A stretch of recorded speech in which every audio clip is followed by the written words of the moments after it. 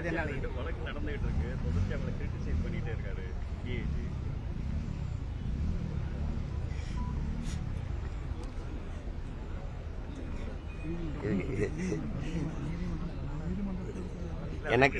எனக்கு நிறைய வேலை இருக்கு. வேற நீங்க கேட்டது நல்ல கேள்வி. அது இது நீங்க அண்ணனை பார்த்து கேட்க கூடாது. ஆட்சியில் இருக்கிறவங்க, அதிகாரத்தில் இருக்கிறவங்க கிட்ட கேட்கணும். உங்களுக்கு தெரியும், உலகத்துல நமக்கு எண்ணெய் வளம் இல்லை.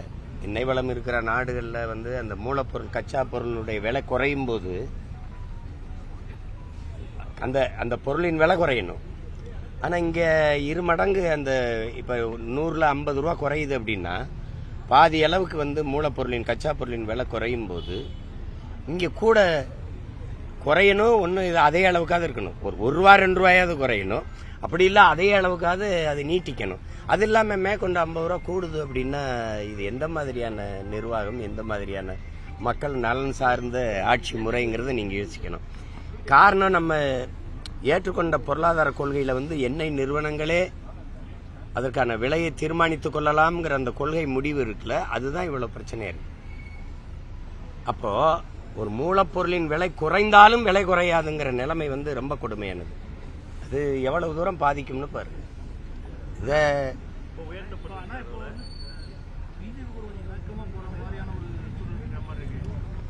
நான் ட்ரம்ப் கூட தான் நியாயமா பார்த்தா நான் வெரி க்ளோஸ் டு ட்ரம்ப் தான். நான் ரொம்ப க்ளோஸ் ட்ரம்போட தான் இருக்கேன். நீங்க அதை யாரும் சொல்ல மாட்டேங்கிறீங்க. அப்புறம் புதின், 2 பேரும் தான் எனக்கு ரொம்ப நெருக்கம்.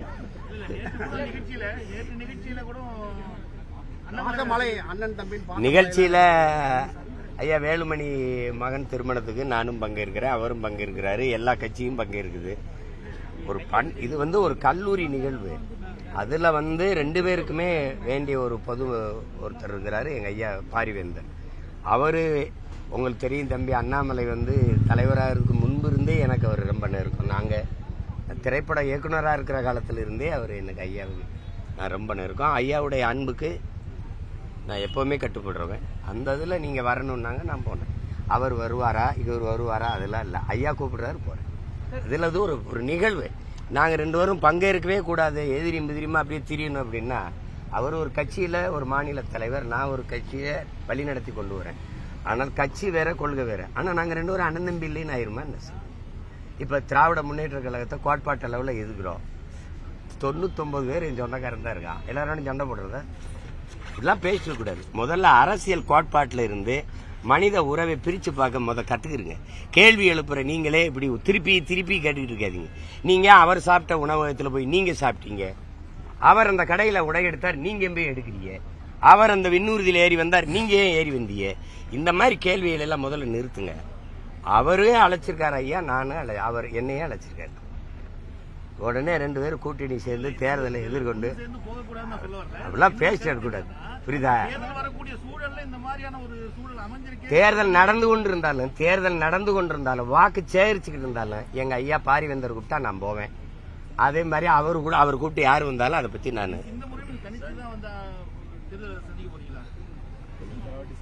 கொஞ்சம் இருங்க, இன்னும் ஒரு 6 மாசம் இருக்கா தேர்தலுக்கு, கொஞ்சம் பொறுத்துருங்களேன்.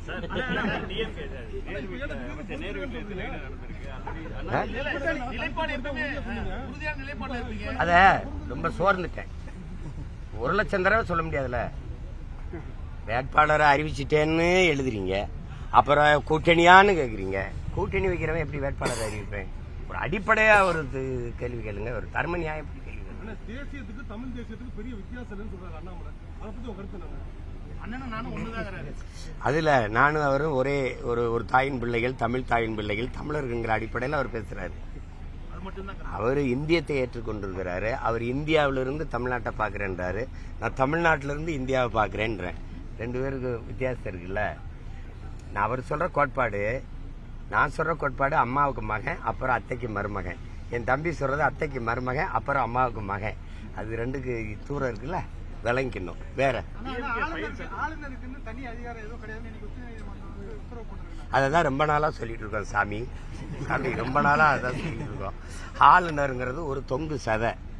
இந்த பாருங்க 5 விரல் இருக்கா, இங்கிட்ட ஒரு விரல் தனியா இருந்தா அது இதை மடக்குனா அது மடங்காது, இதை நீட்டினா அது நீட்டாது. அது ஒரு தொல்லை. மக்களால் தேர்வு செய்யப்பட்ட அதிகாரத்துக்குத்தான், தலைவர்களுக்குத்தான் அதிகாரம் இருக்கணும். மக்களின் நலன் சார்ந்து சட்டங்கள் திட்டங்கள் தீட்டிக் கொள்வதற்கு உரிமை இருக்கணும். அதை விட்டுட்டு ஒரு நியமன உறுப்பினருக்கு அதிக அளவு அதிகாரம் இருக்கும்னா அப்ப மக்களாட்சிங்கிற கோட்பாடு இருக்குல்ல, அது கேள்விக்குறியாயிரும். அதை தான் ரொம்ப நாளா சொல்லிக்கிட்டு இருக்கோம். பேரறிஞர் அண்ணா காலத்திலிருந்து இந்த பேச்சு வருது. ஆட்டுக்கு தாடியா நாட்டுக்கு ஆளுநரும் அவசியம் இல்லைன்னு சொல்றது வந்து அதை வச்சுதான். நீங்க கேட்ட கேள்வி நல்ல கேள்வி. ஆல்ரெடி அண்ணாமலை வெளியிட்டிருக்காரு சார். இப்போ 3வது லிஸ்ட் வெளியிடும் போது தான் சொல்லியிருக்காரு. இந்த நிலைமையில அவர் கேஎன்ஆர் வீட்டில் ரைடு நடந்திருக்கு. நீங்க அதை எப்படி பாக்குறீங்க? அது தேர்தல் நெருங்க இது ஒன்றும் இந்த மாதிரி புதிய அரங்கேற்றங்களை நீங்க பாக்குறதுல, விழா காலங்கள்ல நிறைய பாட்டு கச்சேரி நாடகங்கள் எப்படி நடக்குமோ அப்படி தேர்தல் காலங்களில் வருமான வரித்துறை அமலாக்கத்துறை சோதனைகள்லாம் நடக்குங்கிறது நீங்க பார்க்காததா, நான் பார்க்காததா, இங்க சுத்தி நிக்கிறவங்க பார்க்காததா? புதுது ஒன்றும் இல்லையே. ஆனால் சில முக்கியமான செய்திகள் இப்ப நமக்கு வந்து சில குற்றங்கள்ல வந்து இப்ப நீங்க பாத்தீங்கன்னா தம்பி ஆம்ஸ்ட்ராங் வந்து கொலையில இவ்வளவு காலம் ஆயிடுச்சு. கொலை செய்ய தூண்டுனது யாரு, கொலைக்கு காரணம் என்ன, உண்மையான கொலையாளிகள் யாரு, அது இன்னும் தெரியப்படல. ஆனால் 3 பேர் சுட்டுக் கொல்லப்பட்டிருக்காங்க. ஏன் இவர்கள் சுட்டுக் கொல்லப்பட்டார்கள், இவர்கள் சுட்டுக் கொல்லப்பட்ட காரணம் என்ன, இந்த குற்றத்தில் முதன்மை குற்றவாளிகளா இவர்களுக்கு இந்த குற்றத்துக்கு சம்பந்தம் இருக்கா, இல்ல இந்த கொலைக்கு இவர்கள் திட்டம் தீட்டியவர்களா, இல்ல பணம் கொடுத்து உதவியவர்களா, எந்த தகவலும் நமக்கு வரல. அதே மாதிரிதான் ஐயா KN நேரு அவருடைய தம்பி ராமஜெயமருடைய கொலையிலையும் இதேதான். இவ்வளவு காலம் ஒரு தகவலும் வரல. ஆனால் இதுல எந்த சம்பந்தம் இல்லாத திண்டுக்கல் இருக்க மோகன் ராமையும் இங்க திருச்சியில் இருக்க சாமி ரவியவும் சுட்டுக் கொல்றதுக்கு ஒரு திட்டம் இருக்குது. இது எதனால திடீர்னு வந்து இவங்க 2 பேரையும் என்கவுண்டர் பண்ண வேண்டிய தேவையில்லை. என்கவுண்டருக்கு அந்த பட்டியலை சேர்க்க வேண்டிய அவசியம் என்ன? யாரையாவது ஒருத்தரை போட்டு முடிச்சு விட்டுறணும் அப்படின்னா எப்படி? நியாயமான குற்றவாளிகள் இவ்வளவு காலம் அவர்கள் கண்டுபிடிக்கப்பட்டு விசாரணை நீதிமன்றத்தை முன் நிறுத்தி விசாரிக்காம ஒரு குற்றம் முடிவு செய்யல. அவங்க எங்கே இருக்காங்க, இவங்க எங்கே இருக்காங்க, திடீர்னு இந்த குற்ற வழக்கில் கொண்டு வந்து சம்பந்தப்படுத்தி திண்டுக்கல்ல மோகன் ராம கொல்லணும், இங்க திருச்சியில சாமி ரவியை கொன்னுட்டா இது சரியாயிரும் அப்படின்னா, இந்த வழக்கில் யாராவதுனா 2 பேரை கொன்னு முடிச்சு விட்டு போயிருது அப்படின்னா இது எப்படியான அணுகுமுறை? எந்த மாதிரியான சட்டம் ஒழுங்குது? அதான் கேக்குறேன். யாரு செய்யுது பதில் சொல்லணும். எதனால இவர்களை இந்த கண்டனம் சுட உத்தரவு பட்டியல சேர்த்தி இந்த குற்றத்துக்கு இவர்களுக்கு தொடர்பு இருக்கு அப்படின்னா நீதிமன்றம் சொல்லியிருக்கா, உத்தரவு பிறப்பிச்சிருக்கா, இல்ல தண்டனை அனுப்பிச்சு சிறையில் இருந்திருக்காங்களா? எதனால சொல்றீங்க? ஏற்கனவே 2 பேர், அந்த ஜெகன் அப்புறம் அவர் இன்னொருத்தர் பேர் என்ன, புதுக்கோட்டையில துறை, இதை 2 பேரையும் எதுக்கு சுட்டீங்க? குற்றவாளி குற்றம் செய்கிற போது சிறை தண்டனையை அனுபவிச்சுட்டு வெளியில வந்த பிறகு திருந்தி வாழும் போது சுட்டுக் கொல்லப்படுவார்கள்னா அப்ப எப்படி, எந்த மாதிரி இது? இப்ப நீங்க என்ன பாருங்க, ஒரு நாள் இந்த திண்டுக்கல்ல இருக்கிற இவர் இந்த சாமி ரவியும் அங்க மோகன் ராமும் வந்து இந்த இப்ப நான் அதை பேசலைன்னா உங்களுக்கு தெரியாது. ஒரு நாள் கொண்டிருப்பாங்க. எதுக்கு கொண்டாங்கன்னா, நீங்க செய்தியில இந்த ஐயா ராமஜெயம் கொலையில உங்களுக்கு சம்பந்தம் இருக்குன்னு போட்டு மூடி விட்டு போயிடுவாங்க. உண்மையான குற்றவாளி யாரு? இப்ப தம்பி ஆம்ஸ்ட்ராங் கொலையிலேயே உண்மையான குற்றவாளி யாரு? கண்டுபிடிக்க முடியலன்னு கையை உயர்த்திட்டு போகணும். சும்மா போற வரவெல்லாம் சம்பந்தம் இல்லாத 2 பேரை சுட்டுட்டு அதை மூடி விட்டு போக கூடாது. தமிழகத்தில் போலி என்கவுண்டர் நடக்குதுன்னு சொல்றீங்க. சந்தேகம் என்ன இருக்கு உங்களுக்கு? போலி என்கவுண்டர் இல்லைன்னா நான் கேட்கறதுக்கு பதில் சொல்லணும். சட்டம் ஒழுங்குக்கு யார் பொறுப்பு? தம்பி ஆம்ஸ்ட்ராங் கொலையில சுட்டுக் கொல்லப்பட்ட 3 பேருக்கு அந்த குற்றத்திற்கும் எந்த அளவுக்கு சம்பந்தம், என்ன தொடர்பு? அத குற்றவாளி சொல்ல முடியாது, செத்து போயிட்டான், சுட்டுக் கொல்லப்பட்டான். நீங்க சொல்லுங்க. இப்ப இந்த கொம்பன் ரவி, இந்த ஜெகன், கொம்பன் ஜெகன், அவங்க 2 பேரும் ஏன் கொல்லப்பட்டாங்க? விளக்கம் சொல்லுங்க. ஒருவேளை அவங்க குற்றமற்றவங்கன்னா அவங்க விளக்கம் உயிர்ப்பிக்காதுல்ல. அப்புறம் தமிழகத்திலே அதிகமான வழக்கு அடிக்கடி உங்களை நீதிமன்றத்தில் தான் சந்திச்சு பேட்டி எடுக்கிற மாதிரி, இந்த மாதிரியான அதிகமான வழக்கு போடுறதால உங்க அரசியல் வேகம் குறையிற மாதிரி குறையிற ஆள் மாதிரி என்னைய பார்த்தா தெரியுது அவங்களுக்கு? நான் கோழி குண்டு அடிச்சு பழகினதே கோர்ட் வாசல்ல தான். உங்களுக்கு புரியுதுன்னு நினைக்கிறேன். நாங்கெல்லாம் எப்படிப்பட்ட ஆளுங்கன்னு பாத்துங்க. ஜெயில் கட்டினதே எங்களுக்கு தான் நினைச்சிருக்கேன். கோர்ட்டு கட்டினது வெள்ளைக்காரன் யாரு கட்டினா? எங்களுக்கு தான். என் அண்ணன் தம்பி மாமச்செல்லாம் படிச்சுட்டு இவ்வளவு பேர் வழக்கறிஞராக இருக்குது, எங்க வழக்க பார்க்கத்தான். இதெல்லாம் பயந்தா வழக்கு இல்லை என்றால் விடியாது கிழக்கு.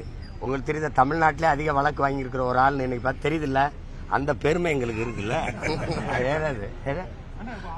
அடிக்கடி கேட்டுட்டே இருக்காங்க, யார் அந்த தியாகி, யார் அந்த தியாகின்னு. உங்களுக்கு யாருன்னு தெரியுது?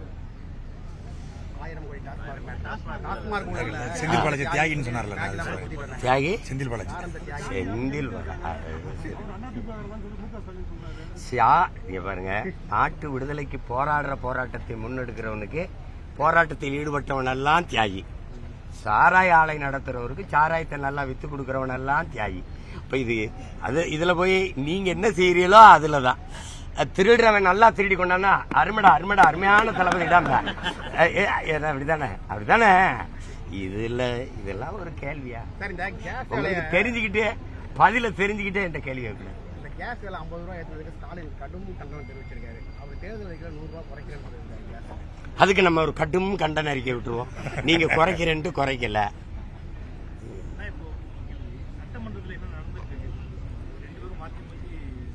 சட்டமன்றத்தில் தமிழர் வரலாறு பேசப்படுது. 1961 நினைக்கிறேன், மன்னாதி மன்னன் படத்துல புரட்சி தலைவர் எம்ஜிஆர் அவர்கள் தூங்காதே தம்பி, அடுத்த எந்த படம் வெளியிட்டாலும் நம்முடைய முதல்வர் அவர்கள் தான் முதல்ல பார்ப்பாங்க. அவங்க படம் வெளியிட்டோன்னா நம்ம முதல்வருக்கு தான் போன் அடிச்சு படம் எப்படி இருக்கு தம்பின்னு கேட்பாங்க. ஏன்னா எம்ஜிஆர் ஜெயலலிதா 2 பேரும் உயிரோடு இல்ல, என்னத்தை வேணாலும் பேசலாம். இதை கேட்கிற நிலைமையில நம்மளும் இல்ல. இப்படிப்பட்ட ஆள்களை எல்லாம் என்ன பண்ண சொல்றீங்க? இதுதான் பேசப்படுது. மக்கள் பிரச்சனை எங்க பேசப்படுது? நம்மளும் ரசிச்சுட்டு தானே இருக்கோம். கச்சத்தீவு மீட்க ஒரு தீர்மானம் வந்தா அதை பேசுறோம், நீட்டு தீர்வுக்கு எதிராக ஒரு தீர்மானம் வந்தா அதை பேசுறோம். எது இதெல்லாம்? நீங்களும் தனித்து போட்டு முடிவு பண்ணிட்டீங்க, பாவேக விஜயும் தனித்து போட்டு முடிவு பண்ணிட்டாரு. நீங்க 2 பேரும் தனித்து போட்டீங்க முடிவுனால திமுக சாதமா வந்து நீங்க எல்லாருமே ஒண்ணு நினைக்கிறீங்க, ஆட்சி மாறணும் அப்படின்னா நானோ நீங்களோ என் தம்பி விஜயோ அல்லது ஏடிஎம்கேயோ பாரதிய ஜனதாவோ மற்றவங்களோ நினைச்சில்ல. ஒவ்வொரு மக்களும், இந்த மண்ணின் குடிமக்கள், இந்த நாட்டு மக்கள் ஒவ்வொருத்தரும் நினைக்கணும். மக்களின் மனத்திலிருந்து மாற்றத்துக்கான சிந்தனை வரணும். கட்சிகள் கூடி கூட்டணி சேர்ந்து தலைவர்கள் சேர்ந்து மாற்றத்தை உருவாக்கிடுவாங்க, அது நிகழ்ந்துரும் நினைக்கூடாது. மக்களின் ஆற்றல் தான் மகத்தானது. மக்கள் நினைக்கணும் இந்த ஆட்சி கூடாதுன்ட்டு. அப்ப யாரு வந்தா சரியா இருக்கணும்ங்கறத அவங்க தான் முடிவெடுக்கணும். இது சரியில்லை என்றால் எது சரியானதுங்கிற தேர்வு செய்யற உரிமை, அதற்கான வாய்ப்பு என் மக்கள் கையில தான் இருக்கு. அவங்க தான் முடிவெடுக்கணும். நீங்க என்ன நினைக்கிறீங்க? திமுக ஒரு தீமை, அதை அழிக்கிறதுக்கு இன்னொரு தீமை. உலகம் பூரா அப்படி எங்கேயுமே தத்துவம் இல்லையே. நபிகள் நாயகத்திட்ட கேட்டாலுமே தீமையை எப்படி ஒழிப்பீர்கள் செல்லவர்களேன்னு கேட்டா அவர் நன்மையை வச்சுதான் ஒழிப்பேன்றார். இறைமகன் இயேசு கிட்ட கேட்டாலும் இறுதியுதர்கிட்ட கேட்டாலும் ஒரே பதில் தான். இறைமகன் இயேசா தான் சொல்றாரு, தீமையை வைத்து ஒழிக்க முடியாது, நன்மை வைத்தான் ஒழிக்கணும். நெருப்பை வைத்து அணைக்க முடியாது, தண்ணீரை வச்சு தான் அணைக்கணும். அப்படிதான் நீங்க பண்ணணும். நீங்க அதை விட்டுட்டு நோயாலே எப்படி குணப்படுத்த முடியும்? ஒரு மருந்தால தான் குணப்படுத்த முடியும். அந்த மருந்து யார்ட்டு இருக்கு? நான் மக்கள்கிட்ட தான் இருக்கு. அதை விட்டுட்டு நீங்க இந்த கட்சியோட சேர்ந்து இந்த ஆட்சியை அப்புறப்படுத்துங்க. நான் திரும்ப சொல்றேன், நான் ஆட்சி மாற்றம் ஆள் மாற்றத்திற்கு வந்த ஆட்கள் அல்ல. நாங்கள் அடிப்படை அமைப்பு அரசியல் மாற்றத்துக்கு வந்த புரட்சியவாதிகள். நீங்க இதோட போய் நீ நின்னுக்க, அதோட போய் அது நின்னுக்க, அதோட இத சொல்றத இதோட நிறுத்திட்டு நீங்க நின்னுக்குறீங்க. மும்மொழி கொள்கை ஆதரவா பேசினேங்கிற கருத்து புதுசா இருக்கு. எங்களுக்கு திரும்ப சொல்றேங்க, எனக்கு மட்டும் இல்ல, உலகத்தில் இருக்கிற எல்லா மொழி வழி தேசிய இனங்களுக்கும், இந்தியாவில் இருக்கிற எல்லா மாநிலங்களுக்கும் அவங்க எப்படி கொள்கை முடிவு எடுக்கிறாங்கன்னு தெரியாது. எங்களுடைய தமிழ் தேசியர்கள் கொள்கை முடிவு மொழிக் கொள்கை, எங்களுக்கு கொள்கை மொழி, எங்கள் உயிர் மொழி தமிழ், பயன்பாட்டு மொழி ஆங்கிலம். ஒரு கெடுவாய்ப்பா வெள்ளையினங்களை ஆண்டுட்டதுனால பல நாடுகளில் தொடர்பு மொழியா இருக்கிறதுனால, குறிப்பா சில நாடுகள் அமெரிக்கா, ஆஸ்திரேலியா, இந்த கனடா, இந்த பிரிட்டன் மாதிரி நாடுகள், அதுவும் ஐரோப்பிய நாடுகள்ல இல்ல. ஆங்கிலம் பயன்பாட்டு மொழி. உலகத்தின் எல்லா மொழிகளும் எங்கள் விருப்ப மொழி. அது எந்த மொழியும் கற்போம். நீ ஹிந்தி தான் படின்னு சொல்லாத. நான் வங்காளி படிப்பேன், நான் போச்சுபூரி கூட படிப்பேன், நான் மராட்டி படிச்சுக்குவேன், ராஜஸ்தானி படிச்சுக்குவேன். அது ஏன் விருப்பம். அதனால எங்களுக்கு கொள்கை மொழி ஒரே மொழி தமிழ். உலகில் எல்லா மொழியும் விருப்ப மொழி, ஆங்கிலம் பயன்பாட்டு மொழி, கட்டாய பாடமொழி. இதான் எங்க கொள்கை நிலைப்பாடு.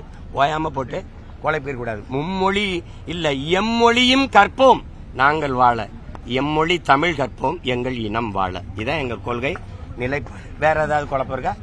ட்ரம்ப் எதுவும் பார்க்க போற ஐடியா இருக்கா? ட்ரம்ப் அதை கூப்பிட்டுருக்காப்ல. நான் ஆஃப்டர் எலெக்ஷன்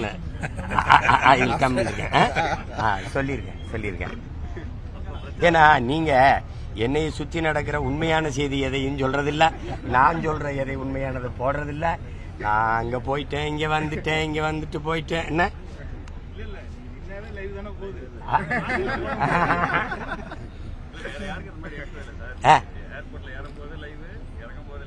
இதெல்லாம் போடுறீங்க, நான் வணங்குறேன், ரொம்ப மதிப்பு. ஆனா அந்த சாதிவாரி கணக்கெடுப்பு, சமூக நீதி, பஞ்சமர் நில மீட்புக்கு நாங்க எல்லாரும் போராடணும்.